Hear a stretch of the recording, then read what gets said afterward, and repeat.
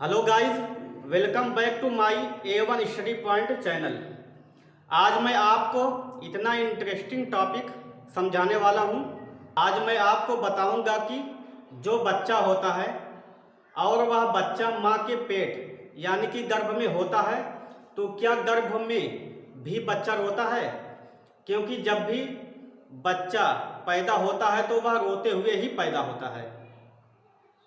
आप लोगों ने मूवी या हॉस्पिटल में देखा होगा कि जब बच्चा पैदा होता है तो वह रोते हुए ही पैदा होता है, और जब बच्चा पैदा होता है तो उसकी माँ और डॉक्टर या हॉस्पिटल के लोग उसको रोता हुआ ही सबसे पहले सुनते हैं। और ऐसा डॉक्टर क्यों कहते हैं कि जब भी बच्चा पैदा हो तो उसका रोना बहुत ज़रूरी है। तो चलिए इस वीडियो में इसी पर हम लोग बात करेंगे। तो देखिए, सबसे पहले लिखा हुआ है, क्या गर्भ में बच्चा रोता है? उसके बाद आगे लिखा हुआ है, गर्भ में पल रहे बच्चे की अल्ट्रासाउंड इमेजिंग से यह पता चला है कि 28 सप्ताह के बच्चे शोर के जवाब में चुपचाप रो सकते हैं। यानी कि जब बच्चा मां के गर्भ में 28 सप्ताह का हो जाता है तो वह चुपचाप रो सकता है, क्योंकि जब भी बच्चे की मां किसी साउंड एरिया में जाती है, यानी जहां पर शोर शराबा होता है, तो वहां पर बच्चे को जो है तकलीफ पहुंचती है और वह चुपचाप ही रोता है।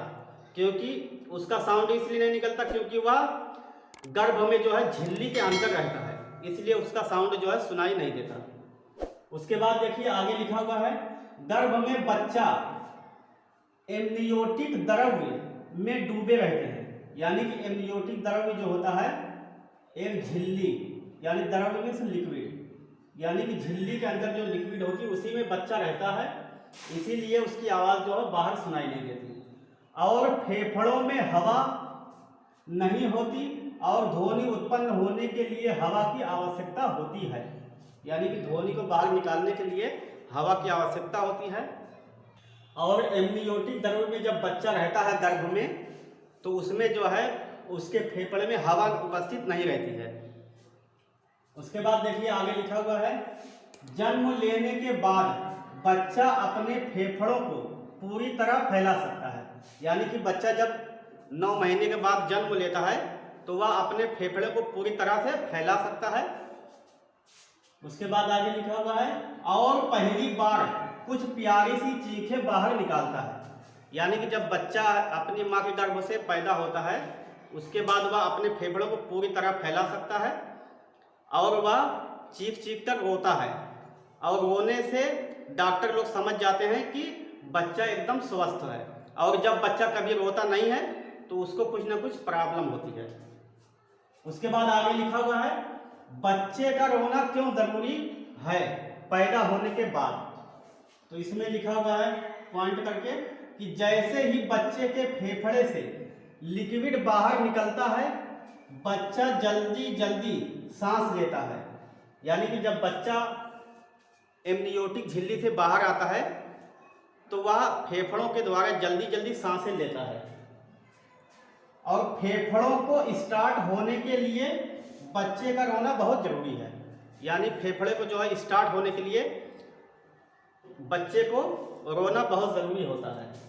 उसके बाद आगे लिखा हुआ है, बच्चा गर्भ में सांस कैसे लेता है? तो बच्चा जो गर्भ में सांस लेता है वह गर्भनाल के जरिए से लेता है।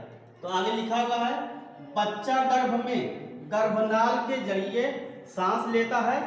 मां के खून से गर्भनाल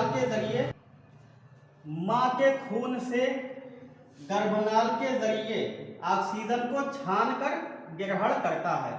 यानी कि एक बच्चा जब गर्भ में रहता है तो वह गर्भनाल के जरिए से ही वह सांसें लेता है, अपनी माँ के गर्भनाल के जरिए से सांस लेता है और उसी के जरिए से ऑक्सीजन को छान कर ग्रहण करता है। यानी ऑक्सीजन जो है ग्रहण करता है। तो इस वीडियो को बस यहीं पर समाप्त करते हैं, मिलते हैं अगली वीडियो पे। नमस्कार।